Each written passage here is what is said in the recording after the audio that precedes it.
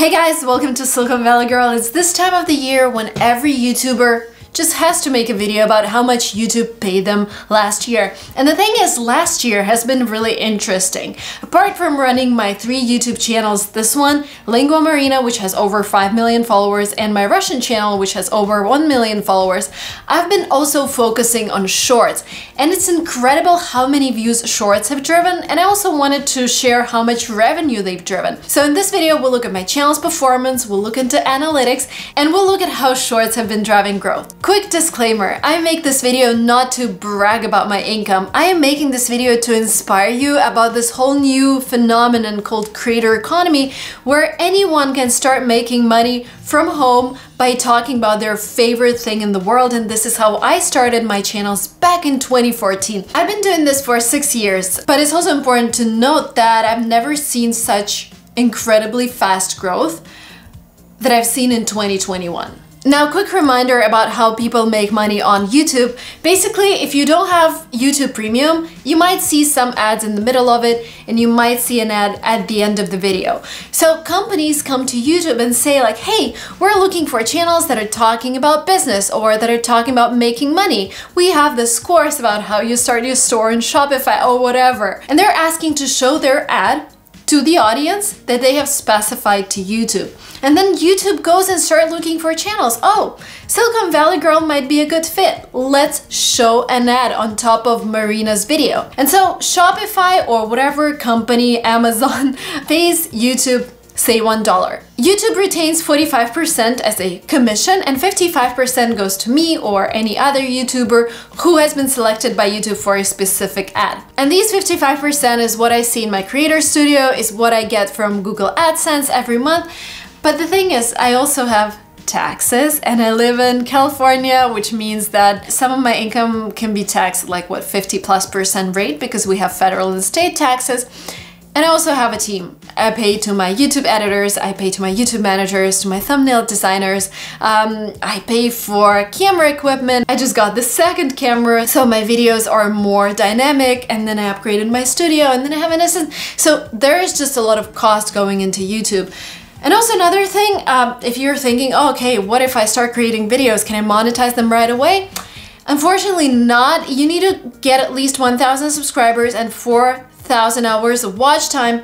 And if you post shorts, those views do not go towards this criteria. So you really have to post long videos in order to become eligible for their monetization program. I'm hoping this is going to change in the future because we just see how many views shorts are driving. Also, another thing that I've noticed is that a lot of YouTubers get way too excited about the number of subscribers, but more views doesn't necessarily mean being paid more. Because there's this thing called CPM on YouTube, cost per 1,000 views, and the amount of money that you're gonna get depends on where your audience is from, how old they are, what are their interests. So basically, attention from the audience that has high purchasing power has been the most expensive and the most rewarding. So basically, you can have a channel about real estate investing and have, say, 10,000 subscribers, but it's also important how many views you have because you get paid for views, not for your subscribers. And then you get, say, 20,000 views on each video. Your income might be the same as on a channel where you have 1 million followers, millions of views on each video, but your videos are experiments for kids, or your videos are about trying different foods, or your videos are about basically type of content that appeals to younger audience from all over the world, and CPM tends to be a bit lower for that. Okay, let's talk about how my channels grew, how many views I got, and how much money I got. My Russian channel, pretty stagnant. It's like a vlogging channel. It's my soul channel where I post vlogs, like talk about my life. Videos are not really scripted.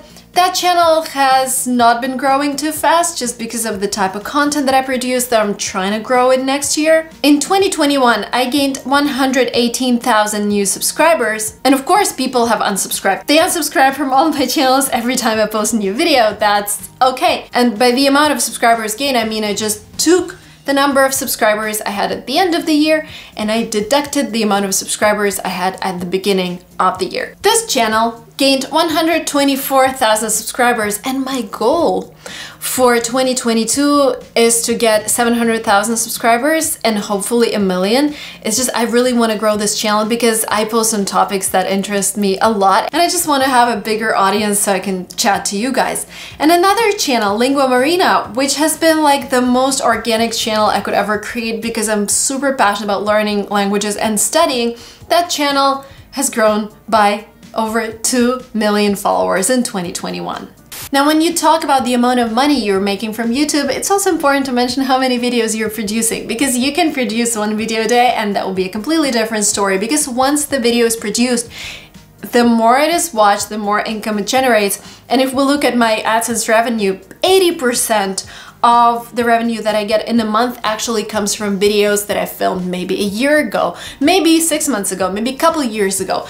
But this content media library is a huge asset of every YouTuber because they keep generating views, and I can take a vacation for like 3 or 5 months and I would still get a substantial income from YouTube. Not sure it's gonna happen if my vacation lasts 2 years or 3 years, because eventually the views would go down, but it's still nice to realize that, you know, I can stop posting and still get some revenue. Now, I've been posting one long video on each channel every week, which means 3 videos a week. But we've also been posting a lot of shorts, especially on Lingua Marina.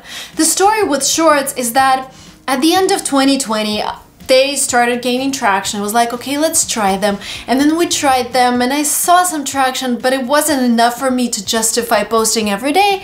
I was like, okay, let's just post on Lingua Marina. And the other channels, I don't see why I should post, because it just makes my feed less neat because the videos are vertical.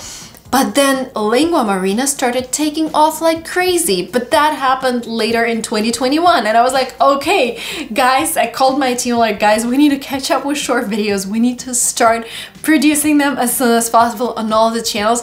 So now we're catching up. I hired the whole team. We actually created the whole course for everyone who wants to start posting short videos, and I like them because I can post them on YouTube, TikTok, and Instagram Reels, and the link will be down below. I just hope you guys take advantage of the algorithm that is favoring short videos these days, because I don't know how long it's gonna last, maybe a month, maybe 2, maybe a year, but I've never grown that fast. Now I'm gonna show you the table that we've created ourselves.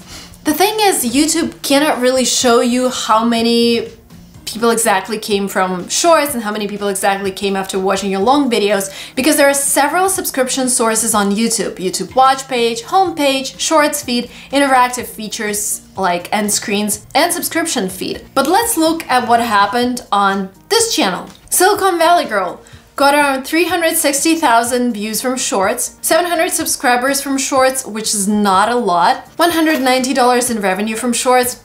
This is in a year. And yes, shorts are not the best source of income. I see shorts as the best way to grow, the best way to experiment with a new topic, the best way to grow a new channel. And this is what YouTube says, like, if you want to grow on YouTube now, start posting shorts. And I also see it as just a way to experiment. Like, I'm wearing this yellow outfit, which sounds kind of funny, but I've realized that CTR, which means click-through rate on short videos where I'm wearing brighter clothes, is higher, just because bright clothes attract more attention. So I invested in a stylist, I invested in a couple of outfits so they look nice and cool on the short videos. Now, long videos on this channel got almost 6 million views, drove the majority of subscriptions, 95,000, and the revenue is $47,364 in 2021. Now, this channel has a big chunk of audience that is located in countries that tend to increase your CPM, like USA, England, Australia, Canada. Let's look at my Russian channel, and Russia and Russian-speaking countries tend to have lower CPMs. So my Russian channel got 2.6 million views from shorts, 4,000 new subscribers from shorts, and the revenue was $65. Again, this is not too much, but YouTube has this shorts fund that we're gonna talk about a bit later, and I actually got a chunk of it, and the shorts fund is actually $100 million. Now, long videos have generated 16 million views, which is 3 times more than Silicon Valley Girl, and it's important because now we're gonna compare revenues. We got 140 new subscribers from the videos, and in total I got the same amount of money that I would get from Silicon Valley Girl for 3x less views, which is $50,000. Now you see how important it is if you're optimizing for revenue to have audiences from higher paying countries. Again, for me, this is not the main goal, but it's good to see that some of my channels are able to attract that type of audience. Now, let's look at Lingua Marina channel. Now, Lingua Marina channel has been growing like crazy, but the majority of views are coming from shorts now, which are not exactly the best for monetizing your channel. A lot of views are coming from countries with lower CPMs like India, Indonesia, Vietnam. And for me, the most important aspect of being on YouTube is bringing value. So I'm more motivated about people's progress versus the revenue, but let's look at it.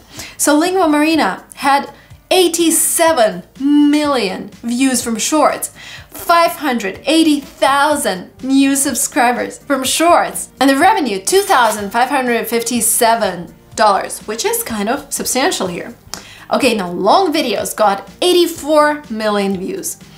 I got over 1 million new subscribers from my long videos, and the revenue for long videos is around 139,000. So the total revenue from that channel is $142,317.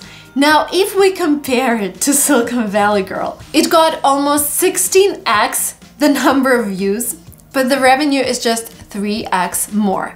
Again, you see how geography, topic, type of audience affects the CPM. Now let's talk about YouTube Shorts Fund. YouTube Shorts Fund started last year, $100 million fund where they distribute funds every month between people who create shorts based on the amount of views they attract and maybe some other criteria that they're not really disclosing, but let's see how much they paid me for all of the millions of views that I was getting. I got $100 in November and I got $164 in December. I haven't got my January payment yet. We'll see what happens there, but not a lot, but still I like that YouTube appreciates my effort in producing short videos. So in total, in 2021, I made $240,311 in AdSense revenue. This is how much YouTube paid me, but again, let's not forget that I have 7 people on my team that I have to pay. I have taxes, but I also have other sources of revenue like paid partnerships, my courses, affiliate links. I'm also working with some brands where you see me in their ads, and those types of activities tend to generate a lot more money than Google AdSense. So basically, this is to inspire you guys that once you become a YouTuber, not only YouTube pays you for creating content, a lot of new opportunities also open up. But again, the best for me is that I'm able to bring value to people from all over the world, from different countries, and that their lives become better, hopefully after watching my videos. Thank you guys so much for being with me. Please subscribe to this channel to stay ahead of whatever is happening in the world. Silicon Valley Girl is here for you to talk about businesses and jobs and crypto and blockchain and investing. Now, if you're interested to learn more about YouTube monetization, I have a video about YouTube Shorts, how I use them to grow and how I monetize them. It will be right here. And if you want to start actually creating content, the link to my course on short videos will be down below. If you like this channel, subscribe to this video, and I'll see you very soon in my next video.